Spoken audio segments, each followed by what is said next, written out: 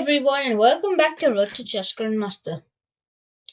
I am back teaching you another cool, fun, and easy opening trap. This one is for black. Last video was really good, and I really enjoyed how many views were on. So if you give me the same support here, I can do better work and make it more fun for you guys. Okay, so let's hop right in. This opening trap is called the Englund Gambit. Quite common, most of you would be knowing, but just if you don't know, I will show you today. So the game starts off with d4, the second most popular move for white, after e4.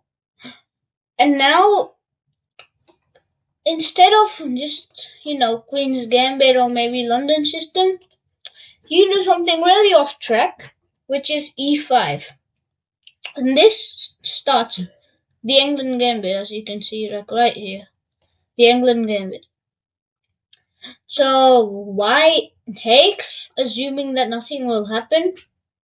But now we attack this pawn with our pretty horsey. Yeah, looks how pretty she is. Right. And now white would think, I gotta protect my pawn, right? Then white moves here. All really simple ideas. And now you're like, shouldn't we attack the pawn one more time and get white in more trouble? Like, maybe you would develop your bishop, or maybe you would develop your knight or something like that. Maybe even push this one, so then, Queen Kettle Bishop. But now, quite an awkward move comes in, which is Queen to e7. This move attacks the pawn once more, but not many people like how the queen is getting out a bit too early. Okay? Black's like, oh no, my pawn, I'm going to be down a pawn for the whole game. So we defend it once more. Now, this is where white has fallen into our trap. We now play a queen move. Really weirdly, queen to b4 check. It's the best move. Now, a triple fork of the king, bishop, and pawn. Now, the best move here, if white does want to save his bishop boy, is bishop d2. And now the move comes in. Queen takes b2. Attacks the rook. Attacks the pawn. But now black has only really one way to save every single one of the piece and the position. See, look, the black queen is dominating us. So then white would just, bishop to c3. As you can see, the evaluation rose up. And now we play the cheeky little bishop to b4. You're like, bruh, you're so bad at chess. You literally blundered the queen. Well, no, I didn't, because now the bishop is pinning the king. So, this cannot work. This take cannot work. Now you're clicking on it and placing it like right in front of you, and nothing works. Now it's white's turn again, and white would say that, oh no, now there are two attackers on my bishop. The queen and the bishop. Now we're going to defend it once more, because I only have one defender right now. So then, that is why, if white plays queen d2, you're in success. Now what do? Do not take the rook. Do not take the rook no more. The rook is not hanging.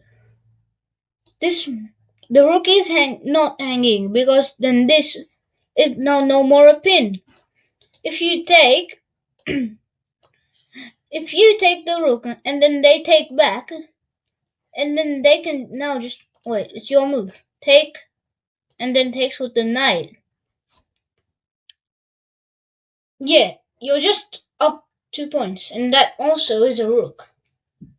But even though black does have slightly a better position, this is not the main trap. If we go back to this position, it's black's turn. We take the bishop! Okay.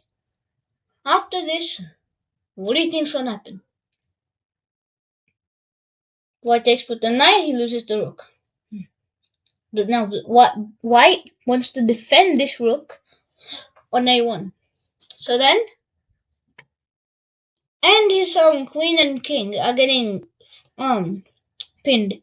So that does seem like the only legal move for white. But well, that was a big mistake. Well, I bet you white is expecting a trade, right? A trade of queens. Then white's just way better off. Because then 2 knights against only 1, and technically nothing. So then, I bet you all have already found it, which is just checkmate the king. Queen to c1 checkmate. Literally winning the game in 8 moves. Winning the game in 8 moves. What a crazy opening to just absolutely violate your opponent. This works best in bullet, okay? This works best in bullet. Like, I don't think in 1 minute or something, because then they would have like not enough time and they'll just like start rushing e4 and that. But if you play 2 minutes with 1 second increment, it's more likely that they would do d4, and then that is how this beautiful checkmate of the queen absolutely crushing the king and its squares works. Okay, I'll give you a last little recap, okay? d4, e5, d takes e4, knight to c6 attacks the pawn, knight to f3 defending the pawn, queen to d7 attacking again, bishop to f4 defending. Now queen to b4 check, triple forking the pawn, king and bishop. Now white defends with the bishop. Queen takes b2, and then after bishop to c3, a massive bishop to b4, looking like a blunder, but it's actually the best move. And white needs to now defend this bishop once more. So then queen to d2, bishop takes, queen takes, and don't trade the queens. Just don't take the big cookies. Just make the king out of the opening, boy. Now that is how you win a chess game in just 8 moves from a really beautiful and simple method called the Englund Gambit.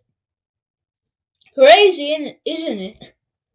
If you thought it was crazy, you better subscribe for more for crazy or even more crazier things than this. Yeah, you heard me. So that's it for today. Hope you enjoyed, and see you in the next one. Woo!